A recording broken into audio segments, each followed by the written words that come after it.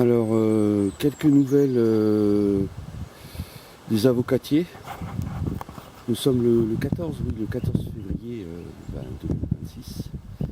Et ils ont résisté à la tempête. Quand ils ont résisté, ils étaient tous couchés, mais bon, en pot, ils peuvent faire dodo sans problème. Alors là, vous voyez, ce sont des dégâts de la gelée, du froid, parce qu'il a fait très très froid cet hiver. Et je les ai protégés, vous voyez là, ce sont l'exemple d'un avocat que j'ai laissé en expérience dehors sans protection. Bah, lui par contre il est mort. Je les ai rentrés trois fois cette année. Notamment quand il a fait des -7. Alors je les mets derrière cette porte noire là. J'ouvre et je les mets derrière. Et pendant la tempête, j'ai rentré celui-là et mon Lemon Quack, je les ai mis dans juste là-dedans.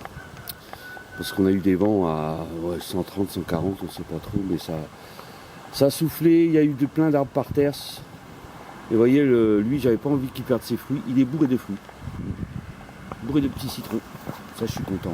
Il y en a partout. Il est tout jeune cet arbre, je l'ai acheté l'an dernier. Et il refleurit bien, il aime bien le traitement que je lui fais. Et vous voyez les avocatiers, c'est joli là. Hein. Il y a vraiment beaucoup de feuilles, beaucoup de... Alors, ce qui arrive là, je ne sais pas si c'est le froid ou quoi. Vous voyez, la feuille, elle est brune. Et dessous, elle est nickel. Je ne sais pas ce que c'est, s'il y en a qui connaissent. Est-ce une maladie ou est-ce le froid? Ouais, je pense que c'est plutôt le froid. Hein, il n'y en a aucun qui réagit pareil au froid, comme c'est du semis. Il n'y a pas deux avocatiers pareils. Alors lui, il fleurit. Hein. Oui, il y a des fleurs. Les fleurs résistent hein, sans problème. Il va y avoir d'autres fleurs. Il a une floraison décalée, lui, il va fleurir en 2 fois. Il y a d'autres bourgeons qui se développent en fleurs. Vous voyez, hein, quand on fouille un peu partout. Alors il est vraiment... Vous voyez, je suis vraiment dans l'avocatier là. Il y a vraiment de la feuille partout. Des bourgeons partout. En fin de compte, il fleurit plus que l'an dernier. Donc pour la taille, j'ai dit que je m'étais planté un petit peu. Hein, c'est vrai ce que j'ai dit. Mais en fin de compte, ça lui fait du bien pour la pousse. Peut-être que je vais retrouver les résultats l'an prochain. Lui qui avait bien fleuri l'an dernier, je crois qu'il ne va pas fleurir. Alors il fait des bourgeons bizarres, hein, c'est quand même bizarre là.